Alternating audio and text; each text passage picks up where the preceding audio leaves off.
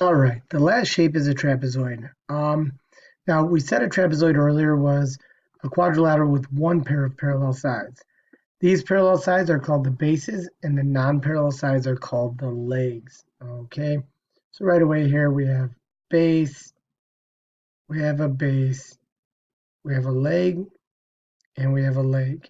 Okay, now an isosceles trapezoid, again, you have your base here, you have your base here, but you have your leg here that is congruent to the leg here. Now, it says to construct this trapezoid and measure all of the sides and angles.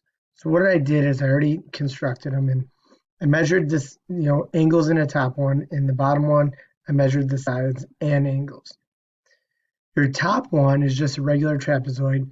Your bottom one is an isosceles trapezoid. And when you look at a regular trapezoid, you'll see right away no opposite angles are congruent, right? Really, no angles are congruent. But the only thing I want you to notice is that when you add these up, if you think about it, if this line is parallel to this line, right away these are same side interior angles, meaning they are supplementary, right? Now, in an isosceles trapezoid, right, these upper base angles end up being congruent and these lower base angles end up being congruent. So when we go to our notes here, right, we can basically say in an isosceles trapezoid that these upper base angles will be congruent and these lower base angles will be congruent. Okay, so now when we look at it, if I construct the diagonals in the top one, and I go ahead and I measure these diagonals, AD, BC, right away, are these diagonals congruent? No. But if I measure these diagonals, IH, which I'll actually go and draw in,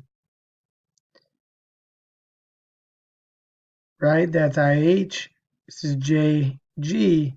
If I go ahead and measure these, what you'll see is these diagonals end up being congruent, right? So we have to separate the properties of a regular trapezoid and an isosceles trapezoid. Okay, so right away when we go back to our notes, right?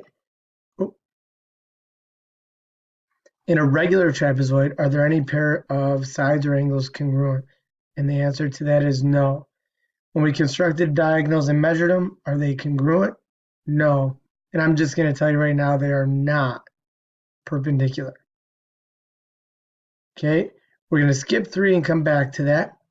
But once we construct the isosceles trapezoid, measure the sides and angles, are the diagonals congruent? Yes. Are they perpendicular? No. Okay, so when we look at the angles, we said the upper base angles are congruent and the lower base angles are congruent. All right, so now when we go back to this, I'm going to go ahead and hide all these measurements and all that.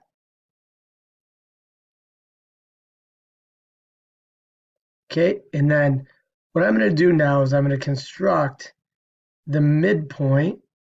Where is that at?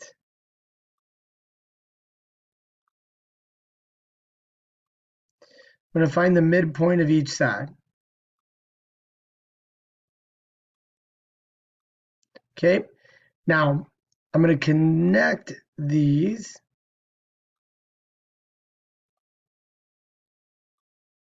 And what we are creating is called a mid-segment. And if we go up to our notes, a mid-segment is a segment that connects the midpoints of the legs of a trapezoid. So when we talk about it, if I find the midpoint of this side, these are congruent. Midpoint of this side, these are congruent. When I connect those, that is your mid-segment. Okay, and I can do the same thing for an isosceles triangle. So if I go back here and measure now, right, I'm going to measure each of the bases and the mid segment. If I add the two bases together, 4.7 plus 9.3, that's going to give you 14. If I take half of that, what is it going to give me? Right? It's going to give me 7. Right? If I take 3.3 and add 5.9, I would get 9.2 divided by 6, or divided by 2, is going to give me 4.6. So what we basically say, right, is in a mid segment, the length of the mid segment is equal to the top base plus the bottom base divided by 2. Okay, so it might be beneficial to kind of like take a picture of all of the diagrams, right? But when we go to these examples now, if this is an isosceles trapezoid and angle S is 70, right away we know base angles are congruent, so angle R is going to be 70 degrees also. Now, because these lines are parallel, we said the upper base angle and the lower base angle, right? These are going to be supplementary in all trapezoids. So 180 minus 70 would give me this is 110 degrees, which means angle Q would be 110 degrees. All right. So with all of that, right, it is very, very important to understand that there is a difference between an isosceles trapezoid and a regular trapezoid. So in this one, here we have an isosceles trapezoid. If these are my parallel sides, I know these are my legs that are congruent. So to find x, all I'm going to do is take 3x minus 3, set it equal to x plus 5, and I get 2x equals 8, and x is equal to 4. All right, the next one, to find the value of x and y here, right, when I look at this angle and this angle, that is an upper and lower base angle. What do I know about those? They are supplementary. So 6x plus 20 plus 4x equals 180. 10x subtract 20 equals 160. X is equal to 16. Now what I'm going to do here is take that value of x and I'm going to plug it in up here. Right? I'm going to do 6 times 16. Then I'm going to add 20. And when I do that, I get this is 96 degrees. And if that angle is 96 degrees, these upper base angles are congruent. So y is equal to 96.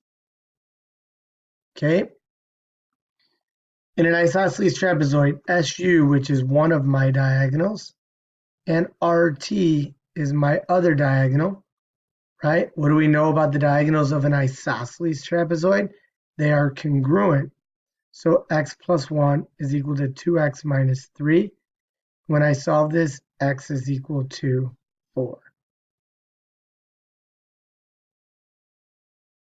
Now if I look, here are my bases of my trapezoid.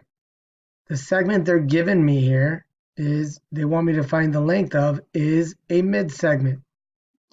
So to find MN, I know I'm going to take my bases, base 1 plus base 2, and divide by 2. So my upper base is 6, plus my lower base is 25. Add them together, divide by 2. 31 divided by 2 is 15.5. All right. Now my next one, right? I'm given a regular trapezoid, and I know that this is a mid segment because these are both 8, which means E is the midpoint. These are both 10, so F is a midpoint, making this the mid segment. So I know if I add the bases, 6x minus 2 plus 3x plus 5, add the bases, divide by 2, I should get 24. Now, solving this equation might be the tough part, but what I do first is multiply both sides by 2, then I'm going to combine like terms at the same time. So I'm going to get 9x plus 3 equals 24 times 2 is 48. Now I can solve for x. 9x equals 45. X is equal to 5. All right, and that is it. So do me a favor, go ahead, do the trapezoid homework, and let me know if you have any questions.